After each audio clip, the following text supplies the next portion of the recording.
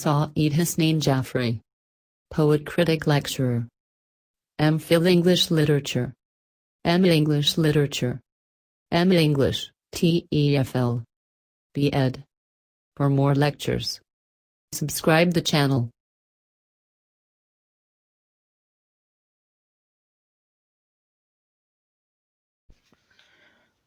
Students, आज का हमारा टॉपिक यूज़ ऑफ वर्ब्स का है।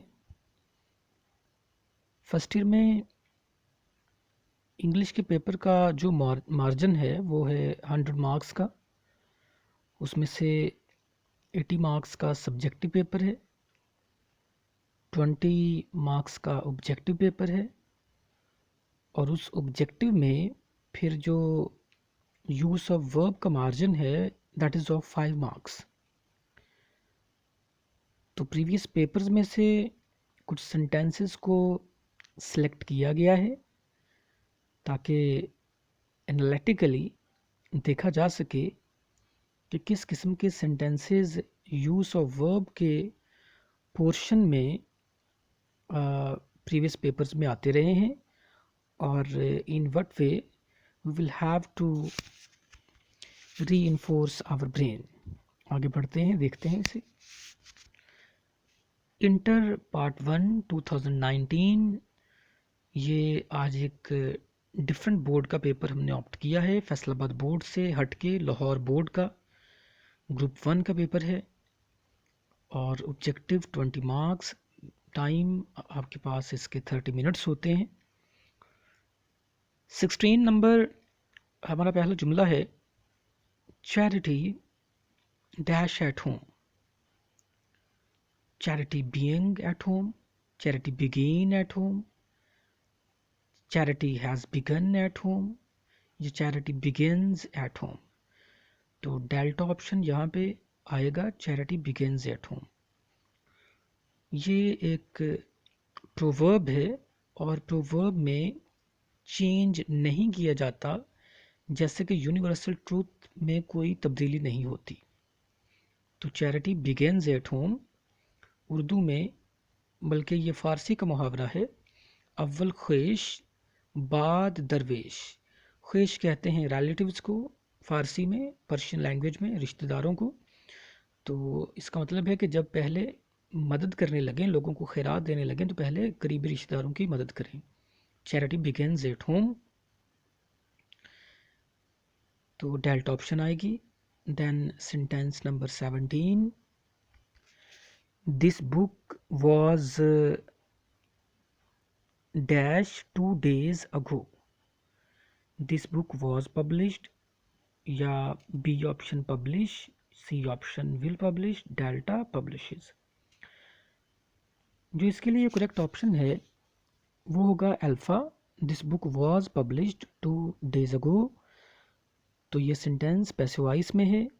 This book was published 2 days ago, इस किताब को 2 दिन पहले शाया किया गया, पब्लिश किया गया। पैसिव वॉइस में आप जानते हैं कि थर्ड फॉर्म यूज़ होती है और वॉज के साथ यहाँ पे थर्ड फॉर्म यूज़ हुई है। This book was published 2 days ago, इस किताब को 2 दिन पहले शाया किया गया। अगर हम इसको ऑप्ट करें, this book will publish 2 days ago, तो तर्जुमा बनता है कि ये किताब 2 दिन पहले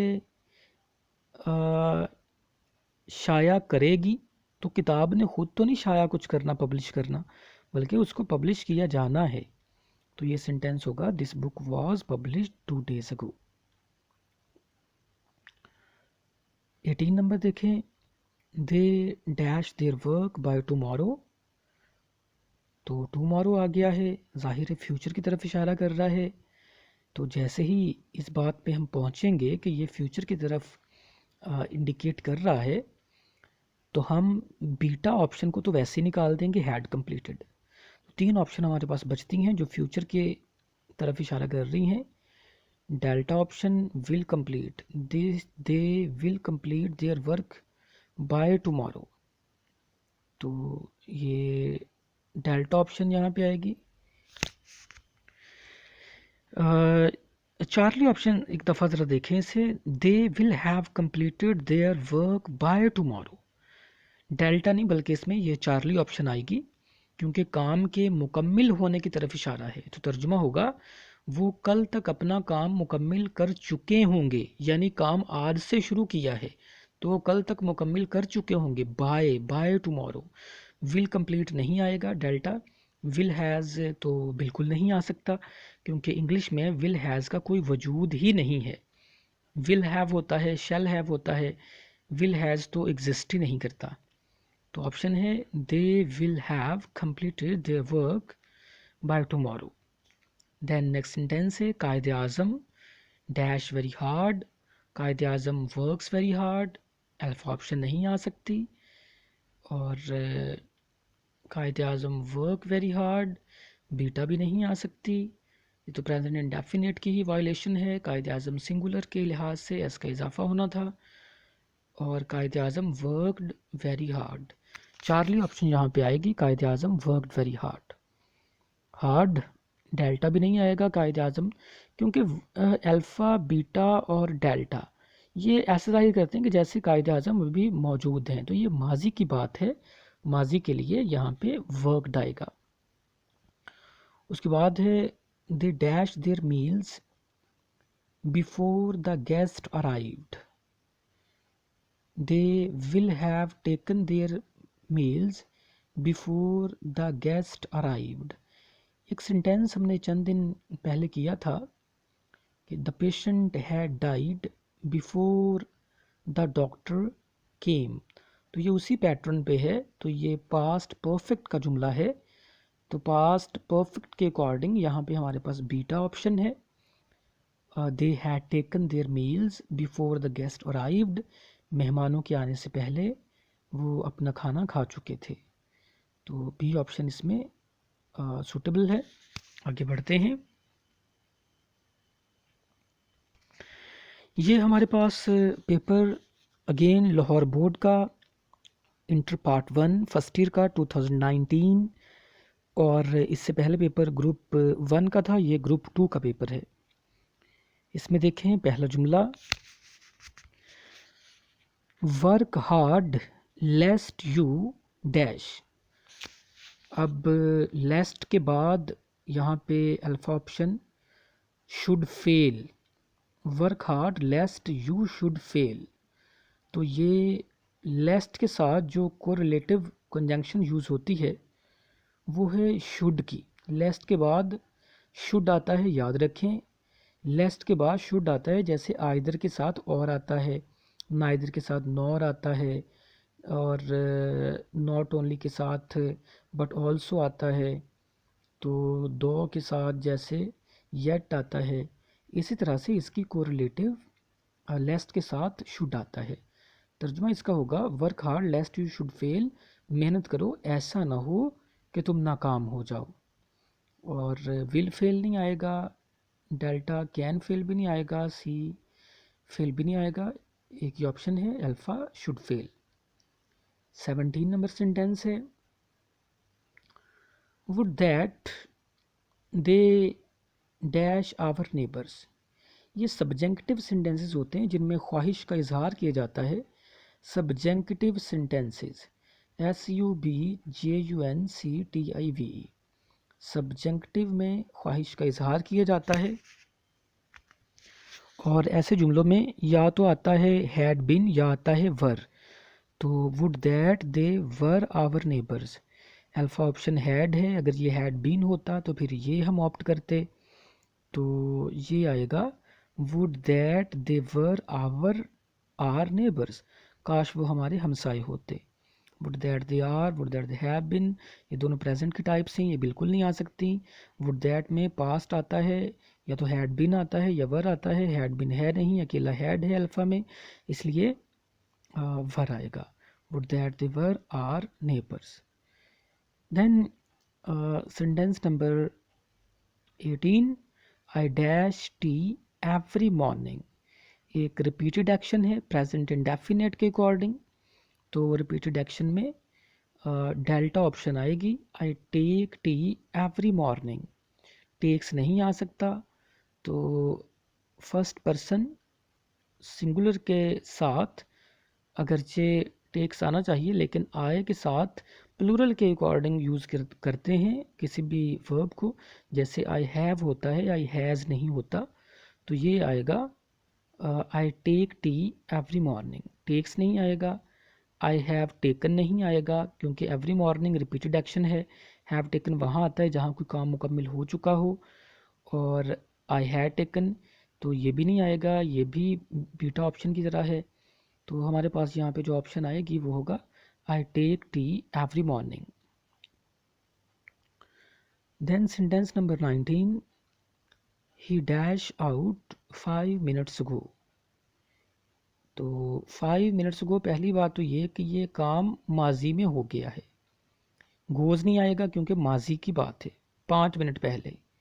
अल्फ़ा ऑप्शन गई, चार्ली ऑप्शन गई क्योंकि ये प्रेजेंट को जाहिर कर रहा है, हैज़ गोन। तो यहाँ पे दो ऑप्शन है माजी की, पास्ट की, एक बीटा है और एक डेल्टा। बीटा जो है वो ऑप्शन यहाँ पे आएगी, he went out 5 minutes ago.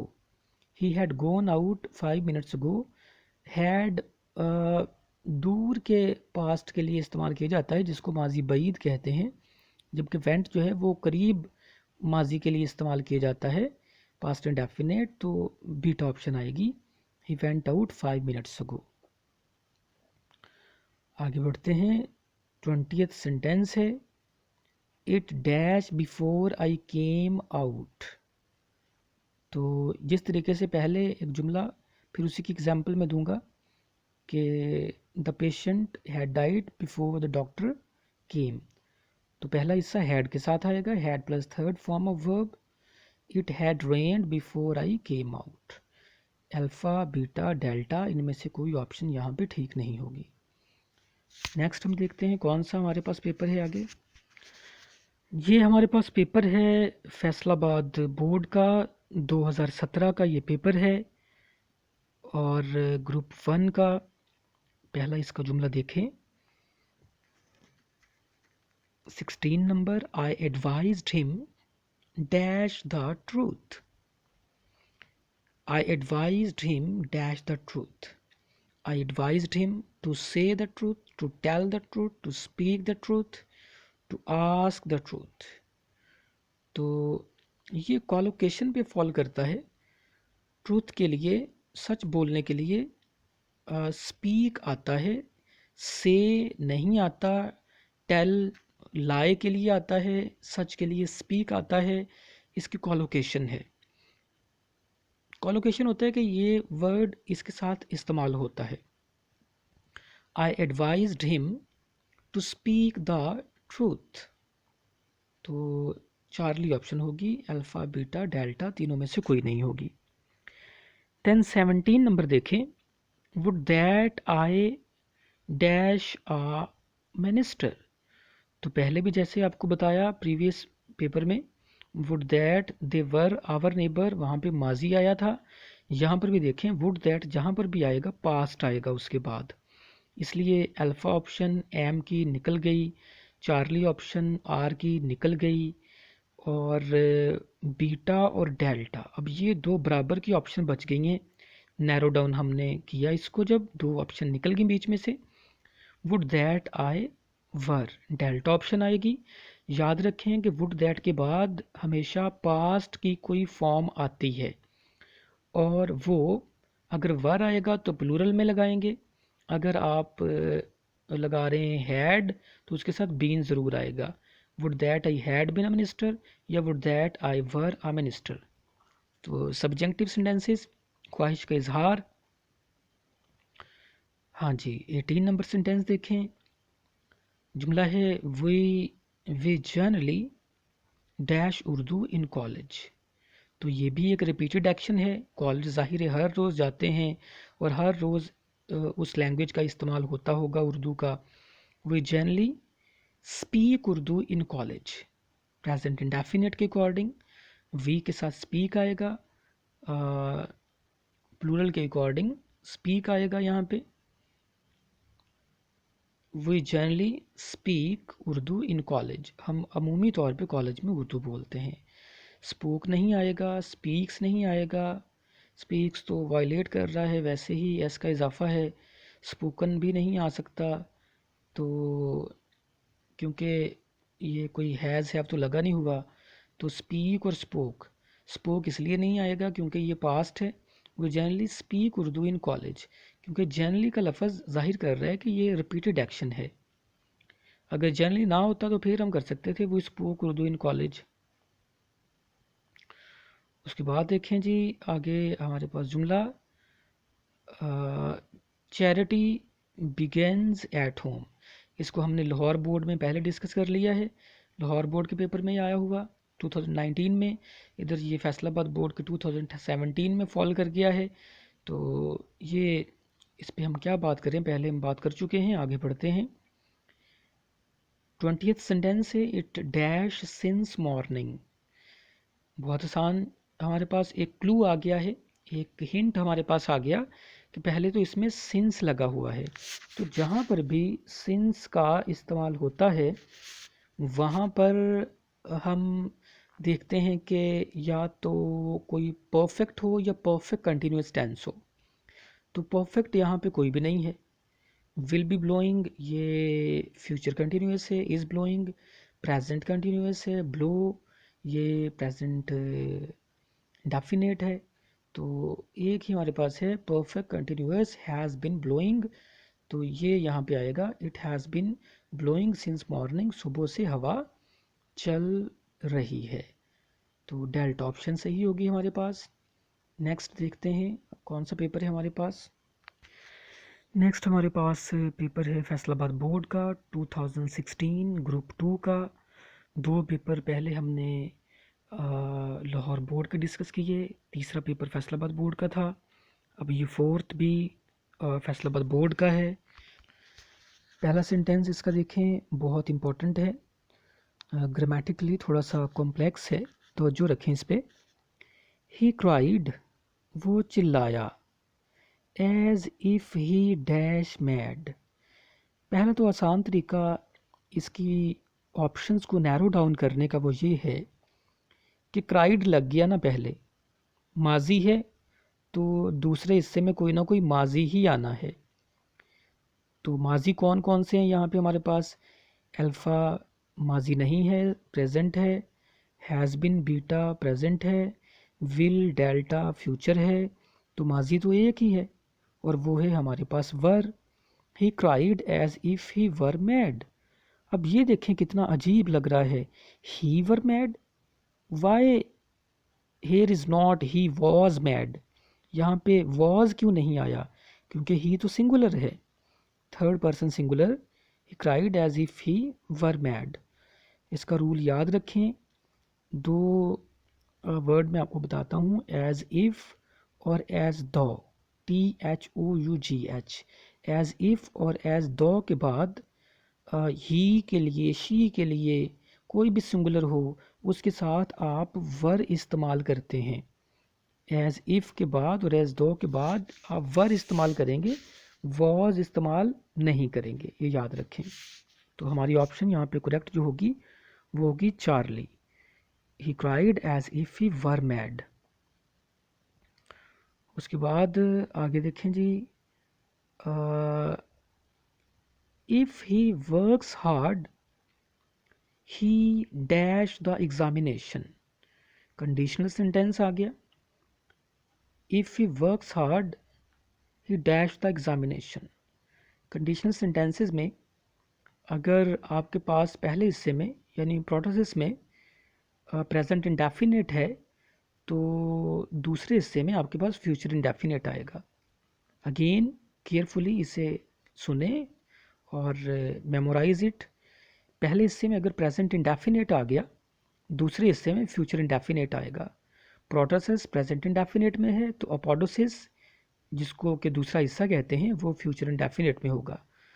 तो देखें यहाँ पे फ्यूचर इंडेफिनेट की ऑप्शन कौन सी है, अल्फ़ा नहीं है, चार्ली नहीं है, डेल्टा नहीं है, बीटा हमारे पास फ्यूचर इंडेफिनेट है, तो बीटा ऑप्शन होगी हमारी। उसके बाद सेंटेंस है, I dash for Karachi tomorrow.